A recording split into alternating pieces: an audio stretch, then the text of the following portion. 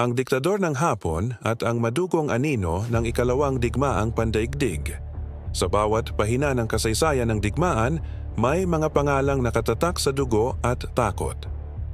Isa sa mga ito ay si Hideki Tojo, isang tao na naging simbolo ng militarismo ng Japan at naging pangunahing mukha ng kalupitan ng bansang ito noong ikalawang digmaang pandaigdig. Sa harap ng mundo, siya ang punong ministro ng Imperyong Hapon, ngunit sa likod ng kanyang matigas na anyo at malamig na mga mata, siya ang arkitekto ng isa sa pinakamadilim na kabanata ng kasaysayan ng Asya, mula sa pag-atake sa Pearl Harbor hanggang sa malawakang karahasan sa mga bansa ng silangan, kabilang na ang Pilipinas. Ngunit sino ba talaga si Tojo? Ano ang nagtulak sa kanya upang maging halimaw sa mata ng kasaysayan? At paano natapos ang kanyang kapangyarihan na kalaunan ay hahantong sa isang dramatikong pagbagsak at pagkamatay? Ito ang kwento ng isang sundalong naging diktador, ng isang leader na nagsilbing anino ng imperyo ng Hapon, at ng isang tao na tinaguriang Razor dahil sa kanyang talim at lupit. Kabataan ni Tojo at ang paghubog sa kanyang pagkatao ipinanganak si Hideki Tojo noong ika-30 ng Disyembre, 1884, sa Tokyo, Japan. Anak siya ng isang mababang rangong samurai. Mula pagkabata, hinubog na siya sa disiplinang militar.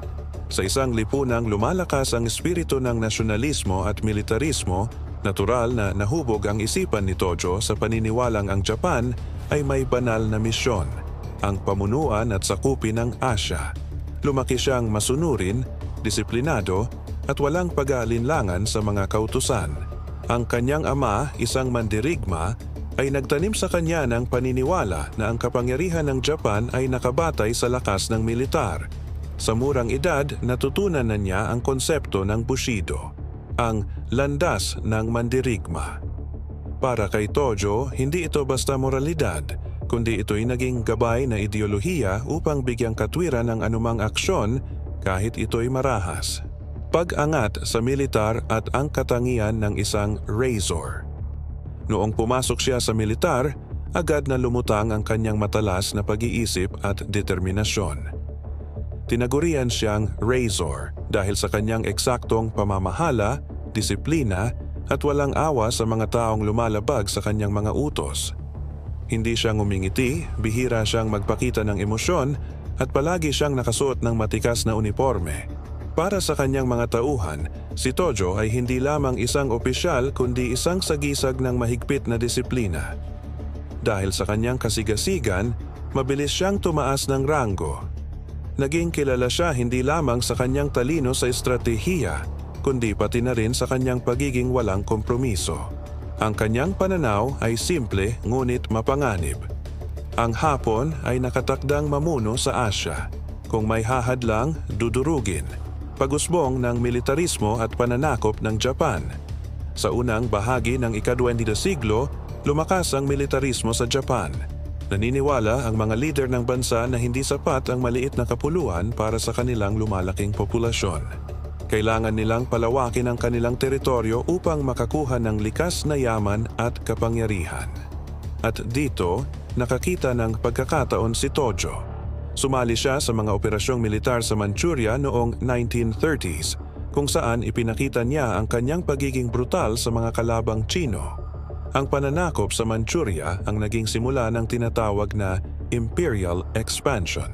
Sa panahong iyon, lalong tumibay ang paniniwala ni Tojo na ang Japan ay superior sa mga bansang Asyano at dapat lamang na sila ang mamuno. Ang pag-atake sa Pearl Harbor noong Disyembre 7, 1941, ginulat ng Japan ang buong mundo nang biglayin ang pag-atake sa Pearl Harbor sa Hawaii. Ang operasyon ay naglalayong wasakin ang puwersang pandagat ng Amerika at pigilan itong makialam sa mga plano ng Japan sa Asya. Si Hideki Tojo, bilang punong ministro noon, ang isa sa mga pangunahing utak sa likod ng aksyon. Para kay Tojo, ito ay hindi lamang taktikal na hakbang, ito ay pahayag ng kapangyarihan. Ngunit sa halip na maging matagumpay na hakbang, ang Pearl Harbor ang naging mitsa ng mas matinding kapahamakan. Sapagkat matapos nito, tuluyan na ang pumasok ang Estados Unidos sa ikalawang digmaang pandaigdig, isang bansang higit na malakas at may mas malawak na kakayahan kaysa sa Japan. Ang pananakop ng Hapon sa Pilipinas kasabay ng pag-atake sa Pearl Harbor, sinakop din ng Japan ang Pilipinas, isang kolonya ng Amerika noon. Ang mga Pilipino ay naging saksi sa brutalidad ng mga sundalong Hapones. Sa ilalim ng pamumuno ni Tojo, ipinatupad ang patakarang walang awa. Sino mang lalaban o maghihinalang laban ay papatayin. Isa sa pinakamalalang pangyayari ay ang Bataan Death March. Libo-libong sundalong Pilipino at Amerikano ang pinilit maglakad ng higit sa 100 kilometro patungo sa kampo ng Hapon. Gutom, uhaw at pangabuso ang kanilang dinanas. Marami ang namatay sa daan. At lahat ng ito kuwati nangyari sa ilalim ng paniniwala ni Tojo na kailangang ipakita ang buong lakas at kapangyarihan ng Hapon. Mga kalupitan sa buong Asya, hindi lamang sa Pilipinas naganap ang kalupitan. Sa China, libu-libong sibilyan ang pinaslang at pinahirapan. Sa iba pang bahagi ng Asya tulad ng Korea, Burma at Singapore, ipinakita rin ng mga sundalong Hapones ang parehong antas ng karahasan. Ang mga kababaihan ay ginawang comfort women, mga batang sa pilitang inilayo sa kanilang pamilya upang maging alipin ng mga sundalo. Ang mga bayan ay sinunog, ang mga mamamayan ay ginutomon, at ang mga mahihina ay walang awa na pinaslang. Si Tojo bilang leader ay hindi lamang nagkulang na pigilan ang mga ito, bagkus siya mismo ang nagbigay ng basbas para ipatupad ang mga patakarang ito. Para sa kanya, ito ay bahagi ng digmaan at bahagi ng tungkulin ng Hapon na supilin ang lahat ng balakid sa kanilang ambisyon. Pagbagsak ng Japan, ngunit habang lumilipas ang mga taon, unti-unting bumagsak ang kapangyarihan ng Hapon. Ang Estados Unidos kasama ang kanilang mga alyado ay nagsimulang bawiin ang mga teritoryong nasakop. Unti-unting lumiliit ang hawak ng Hapon sa Asya. Noong 1944, matapos ang sunod-sunod na pagkatalo, napilitan si Tojo na magbitiw bilang punong ministro.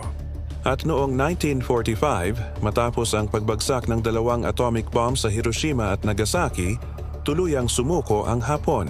Ang ambisyong imperial na pinangarap ni Tojo ay naglaho sa abo ng pagkatalo, pag-aresto, paglilitis at pagbitay kay Tojo. Pagkatapos ng digmaan, hinuli si Tojo ng mga Amerikano.